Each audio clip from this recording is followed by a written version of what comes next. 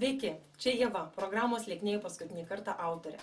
Ačiū, kad žiūrite šį video įrašą, o jame atsakymas į man vieną dažniausiai užduodamų klausimų.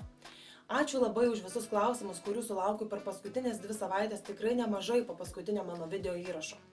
Ir vienas iš dažniausių skamba būtent taip. Tai yra ištrauka iš elektroninio laiško, kurį man parašė Audronė. Audronė rašo: Labas Ieva, neturiu jokių blogų įpročių.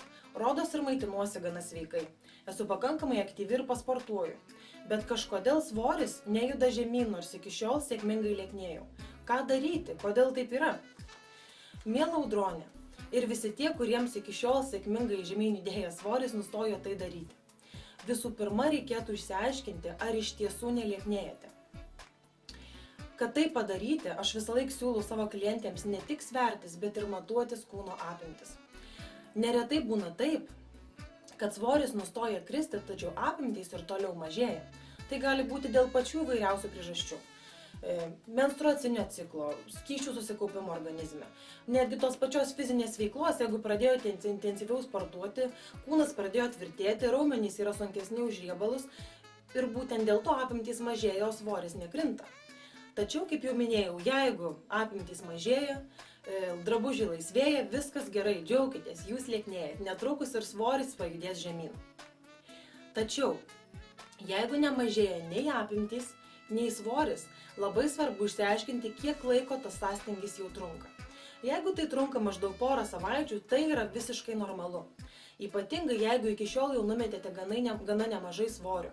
Galbūt jūsų kūnas tiesiog pasiekė tokį momentą, kai jam reikia prisitaikyti prie esamo svorio. Viskas, ką jums reikia daryti, ir toliau tęsti savo lieknėjimo programą. Sveikai ir saikingai maitintis ir toliau reguliariai judėti, ir svoris būtinai turi pajudėti žemyn. Susirūpinti reikėtų, jeigu svoris ir apimtys nemažėja daugiau negu 2 savaitės, 3 ar net mėnesį.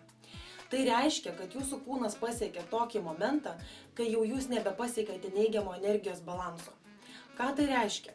Kad mes lieknėtume, mes būtinai turime pasiekti neigiamą energijos balansą.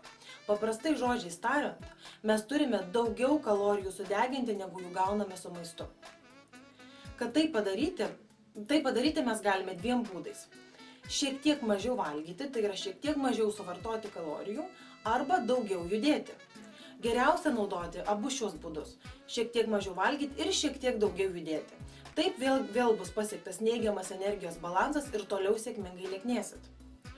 Tačiau, ką daryti, jeigu jums atrodo, kad jūs maitinatės gana saikingai ir sveikai, ir pasportuojat, ir atrodo darot viską, ką reikia, bet vis tiek tas svoris nejuda žemyn?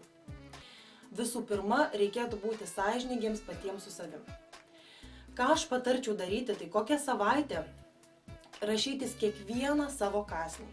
Tiesiog ką valgėte, kiek valgėte ir netgi kokios buvot nuotaikos, kai valgėte tam tikrą maistą. Ir tiesiog stebėkit, ar visada valgot tada, kai esate alkani, kokį maistą valgot, ar tai yra tikrai sveikas, lengvas, liesas maistas, neriebus maistas. Labai dažnai gali būti taip, kad mes valgom iš nuobodulio, susinervinę, dėl vienišumo jausmo, ar tiesiog įvairių priežasčių, kurios neturi nieko bendro su alkio jausmu. Taigi sąžiningai pasižiūrėkite tuos savo užrašus ir stebėkit, ar yra kažkas, ką galėtumėt pakeisti. Ar yra kažkokie kąsniai, kurių galėtumėt atsisakyti, kad tai padėtų sukurti tą reikalingą neigiamą energijos balansą, kuris padėtų toliau lieknėti. Papasakosiu pavyzdį iš savo pačios patirties. Kai aš jau pradėjau artėti prie savo norimo svorio ir tų kilogramų buvo likę numesti visai nedaug, svoris nustojo kristi. Padariau būtent tai, ką dabar patariu ir jums. Tiesiog sąžiningai pasižiūrėjau, kur aš galėčiau dar šiek tiek tą savo valgiaraštį apkarpyti, liaudiškai tariant. Ir pastebėjau, kad nors jau labai retai valgydavau saldumynus, bet dažnai dar po pusryčių ar vakarienės suvalgydavau kokį nors saldų vaisių. Pavyzdžiui, obuolį ar bananą. Tiesiog, kad patenkinti saldumynų poreikį. Taip pat pastebėjau, kad vakarais karts nuo karto užkandžiauju. Ir nors tai nėra nesveikas maistas, tik tai, pavyzdžiui, kokia varškė, jogurtas ar sauja riešutų, aš tai darydavau ne dėl to, kad būdavau alkana, o tiesiog dėl to, kad man norėdavosi kažką pakramtyti. Save ramindavau tuo, kad juk čia sveikas maistas, riešutai, varškė ar jogurtas.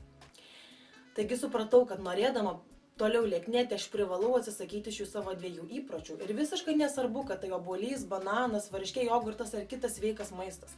Visas maistas, kurį mes valgom nebūdami alkani, yra nereikalingi kąsniai, tai yra papildomos kalorijos, kurios ir trukdo pasiekti tą neigiamą energijos balansą.